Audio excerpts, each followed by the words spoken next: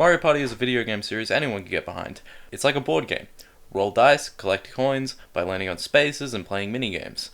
You can then use those coins to buy stars. It's simple, but if you played, you'd know there's a lot more bullshit.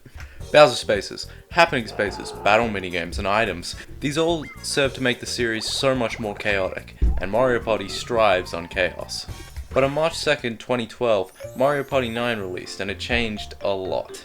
Everyone's in a car now, meaning that you all share movement, which is the thing most people remember from this game. But the thing I felt was most damaging to the series as a whole was the linear game style. Instead of circling around the board until the limited amount of turns ended, you would instead be going in a straight line collecting mini stars, there were no real stars, and fighting bosses in Mario Party.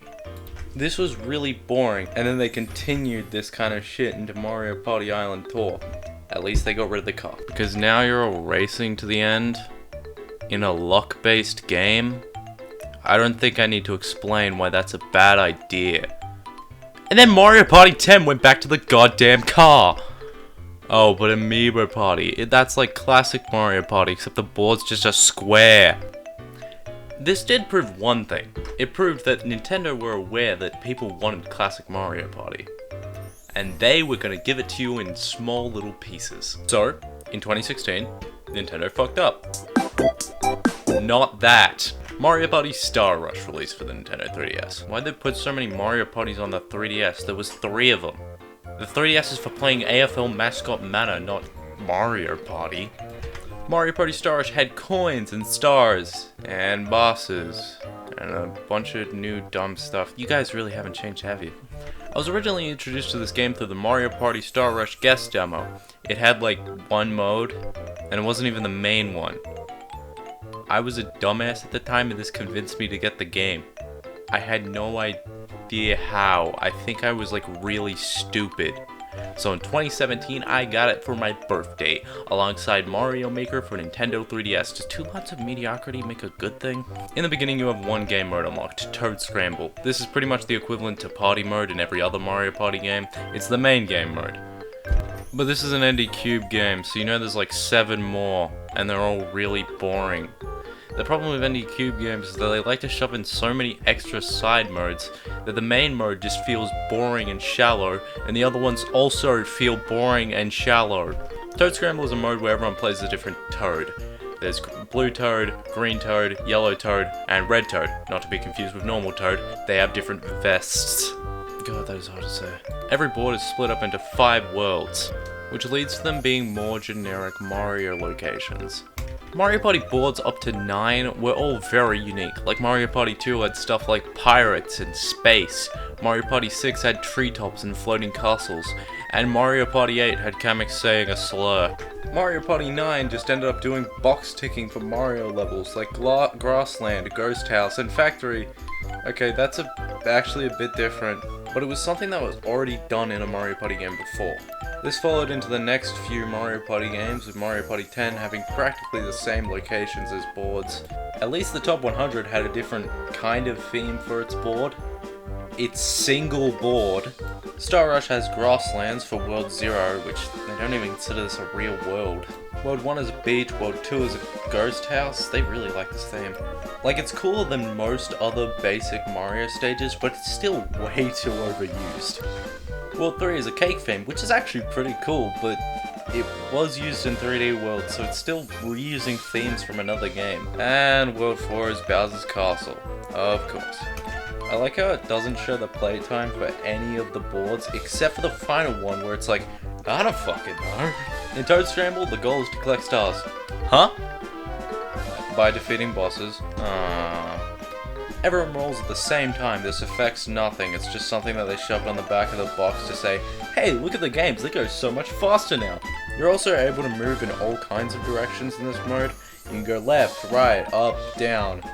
It kind of fits this game, but then again, not a lot what they did really feels like it goes together very well. There's item spaces on the ground. You can pick up items from it, but you only really stop at them if you can, because it's really hard to deliberately land on these things unless you get the perfect roll. Bosses spawn in instantly, which pretty much means you're just going straight for the boss unless there's an ally near you. Allies were something new they added to Star Rush. They pretty much serve to give you access to new dice, and all of your allies that aren't currently being used get to roll a two-sided die. And you can have a max of 4 allies, which at most is a +8 on every roll, and at least a +4. This is really unfair. The first person to get an ally will pretty much be able to pick up a bunch of other allies, which then allows them to just run around the board at supersonic speed. They pretty much just end up trailblazing everyone else. And did I mention that they help out in the boss battles, the important minigames? Yeah, their AI is pretty bad, but I could probably beat the best Smash Brothers player in the world if I had 4 CPU allies, and without team attack on. Speaking of bosses, are they any good? Well, I would tell you if I could land on the space. With an item space is okay. They weren't something that you had to go onto to progress, but this sucks, because if you get anything that's a multiple of 4, you just end up at the same space, and if you get any even number, you won't get anywhere. I'm sure you could get there if you take really weird paths to get there, but that takes a lot of time, and it doesn't always work. I don't get why all you need to do with a minigame balloon is just walk into it, but I need to land right on the space. This is really annoying. But even after all that, is the minigame fun? No. They're pretty much just simple, really long, boring minigames that overstay their welcome. This is what I don't get about the ND Cube Mario Party games. Why did they need boss battles? They just don't add anything to the series. Oh, what about the normal minigames? Well, for one, there's only 26 of them. Why did they think this was okay? Mario Party 5, for example, had 77 minigames. Just because you're not going to be playing them very often doesn't mean that 26 is an okay amount.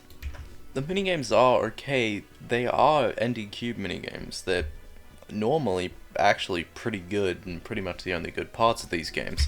But a lot of them are honestly kind of boring and uninspired.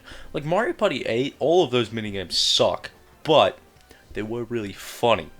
Also, why do they reward losers? They did this in Mario Party 9. I have no idea why they do this. Coming second gives you 1 less coin than the person who came first. 1 less. Toad Scramble always ends with a Bowser boss fight. There are 3 different versions of these, and they're all in space for some reason. Why? There's not even a space-themed board. After that, the game will end. You get bonus coins, and every 20 coins that you had gets converted into a star. The next game is Coin Lafont. I don't actually know how to pronounce that. It's a kind of race mode where you play minigames to collect coins. Collecting coins then allows you to move. You can use different items to affect players. Look, these minigames aren't bad, but like, a mode where you only play minigames usually isn't all that fun. And holy shit, this is where the Yoshi what was from? Also, I swear in the higher levels the CPUs are just cheating. There's no way I could have gotten that many coins. Balloon Bash. It's like classic Mario Party, I swear. But like, it's not fun. This mode is like Amiibo Party in that it's a shallow attempt to create a Mario Party experience without doing any of the things that made that fun. Okay, speedrun on the other modes. Rhythm Reticle. It's like a rhythm game. It has 10 songs and you pretty much just click the button when it tells you to click the button. It's probably the most basic rhythm game you could make. I could probably make something like this in 10 seconds. Mario Shuffle. You go in a straight line. It's painful. It's a painfully nothing game mode. Boo's Block Party. It's a weird puzzle game.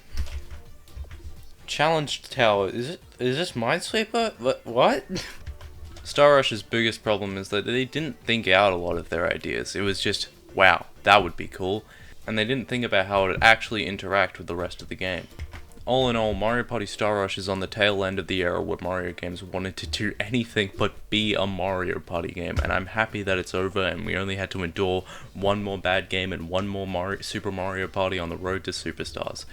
And from what I've heard, Jamboree is pretty good. Unlike Superstars, it has mostly new content. Hey, I just want to remind you that if you enjoyed the video at all, please subscribe. I'm like a really small YouTuber, so you know, it will be helpful. Watch my video on Mario Maker 3DS. See ya. Hey, shout out to Maichi. It's a me, Mario. Wahoo!